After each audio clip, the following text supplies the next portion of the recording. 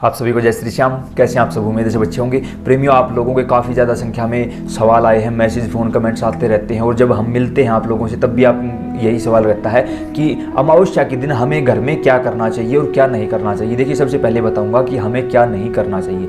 अमावस्या के दिन गलती से भी हमें अपने बाल, दाढ़ी, नाखून ये नहीं कटवाने चाहिए। इस बात का विशेष परहेज रखना है आप लोगों को, क्योंकि अमावस्या का दिन हमारे पितरों को समर्पित होता है। हमारे पितर जिनसे हमें नाम मिला है, पहचान मिली है, जिनका खून हमारी रगों में है, जिनकी जमीन जायदाद पर हम रहते हैं, जिनसे हमें एक पहचान मिली हुई है, वो हमारे पितर देवता हैं। और हमारे पितर देवताओं को ये सब बिल्कुल भी पसंद नहीं होता। एक अमावस्या का दिन उनके लिए सुनिश्चित किया गया है भगवान ने, तो उस दिन हमें सिर्फ और सिर्फ अपने पितरों की पूजा करनी चाहिए। जिस घर में पितरों की पूजा नहीं होती या जिस घर में लोग पितरों को नहीं मानते, उस घर का एक दिन खंडहर बन जाता है। उस घर में कभी कोई भी देवी देवता निवास नहीं करता। इस बात का विशेष ध्यान रख लेना।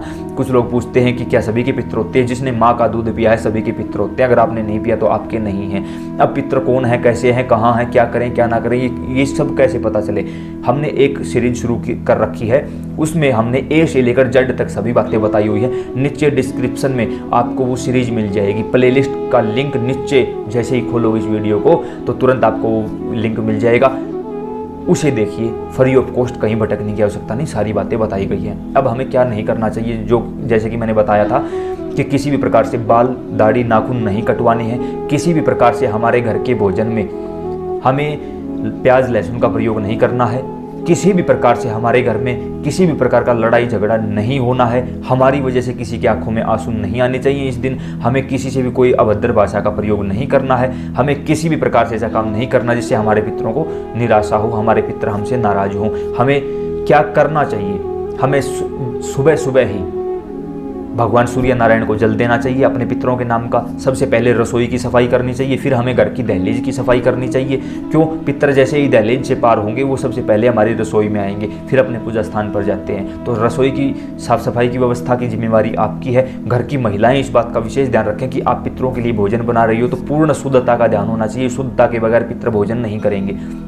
अमावस्या के दिन आप खीर बना सकते हो। खीर गाय के दूध की ही होनी चाहिए, भैंस के दूध की खीर पितर स्वीकार नहीं करते। सफ़ेद चावल भी बना सकते हो। उनके लिए 5 रुपए के बतासे भी मार्केट से ले आना, क्योंकि सफ़ेद मिठाइयाँ पितरों को पसंद होती हैं। आप कोई भी सफ़ेद मिठाई पितरों को भोग लगा सकते हो, उनका भोजन दे सकते हो। उसके साथ साथ जो भी आपसे बन पड़े, हनुमान चालीसा का पाठ, गायत्री, गणेश चालीसा, शिव चालीसा, ओम नमः शिवाय, ओम नमो भगवते वासुदेवाय, ओम श्री पितर देवाय नमः, या जिस भी महामंत्र का आप जाप कर सको जाप करो। जितना ज़्यादा हो सके पूरा दिन अपने घर में सिर्फ अपने पितरों का जिक्र रखो।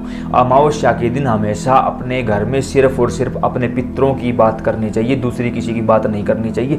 जब हम ऐसा करते हैं तो हमारे घर में अगर कोई पितर दोष लगा है तो वो ठीक होना शुरू हो जाता है। किसी और चीज़ की जरूरत नहीं पड़ती। अगर हमारे घर में कोई नेगेटिव एनर्जी है वो बाहर जानी शुरू हो जाती है, क्योंकि पितर फिर उस घर पर अपना अधिकार जमाने लगते हैं। पितर फिर बोल देते हैं कि मेरा बच्चा मुझको इतना याद कर रहा है तो मुझे उसके पास जाना चाहिए। पितर शक्ति अपने आसपास अपना एक मजबूत घेरा, जिसे हम ओरा बोलते हैं, ओरा बना लेते हैं हमारे शरीर के आसपास।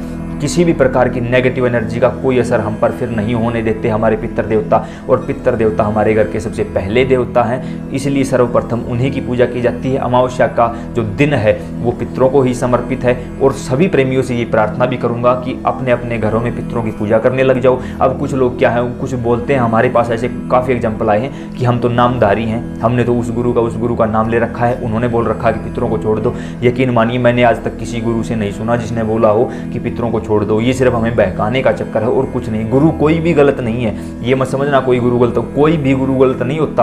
अगर वो गलत होता तो वो गुरु बनने के लायक नहीं होता। हमारा जो ज्ञान है वो अधूरा है। हमने आज तक सभी गुरुओं को देखा है, जो धर्म गुरु हैं इस समय पर, जो भी हैं, हरियाणा, राजस्थान, पंजाब, दिल्ली, चंडीगढ़, जो भी हैं, हमने सभी के बारे में हमें पता है। हमने उनको पढ़ा है, हमने उनको सुना है। नाम हमने किसी का नहीं ले रखा, नाम तो हमने बाबा श्याम का ले रखा है। वही हैं जो कुछ भी हैं, लेकिन कहीं भी उन्होंने ये नहीं बोल रखा कि अपने पितरों को छोड़ दो। हर जगह सही बातें बताई गई हैं, सभी चीज़ें सही बोली गई हैं। हमें हमारे सनातन धर्म से जोड़ा गया है, लेकिन गलती हमारी है, हम उन बातों को आधा पकड़ते हैं, आधा छोड़ देते हैं। ये गलत बात है। तो आप अपने पितरों की पूजा करिए। जिस घर में पितरों की पूजा नहीं होती उस घर में कभी भी कोई भी देवी देवता निवास नहीं करता। इस बात का विशेष ध्यान रखना। अगर हम इस दिन गलतियाँ करते हैं तो हमारे घर से देवी देवता बाहर निकलने शुरू हो जाते हैं। तो किसी भी प्रेमी को ऐसी कोई भी गलती नहीं करनी है जिसके कारण आपको कोई भी परेशानी हो। अब घर के पुरुषों को ही पितरों की पूजा करनी चाहिए। अगर आपके घर में पुरुष नहीं है तो महिलाएं पितरों की पूजा कर सकती हैं, लेकिन शुद्धता का पूर्ण ध्यान रखना होगा। इस बात का विशेष ध्यान रखें हर प्रकार से। उम्मीद करते हैं जानकारी आपको पसंद आई होगी। अन्य प्रेमियों के पास जरूर भेजें। फेसबुक पर इस लिंक को कॉपी करके डाल दें, व्हाट्सएप पर स्टेटस लगा लें, ताकि आपके कारण अन्य प्रेमियों तक भी पितरों की जानकारी पहुंच सके। जय श्री श्याम।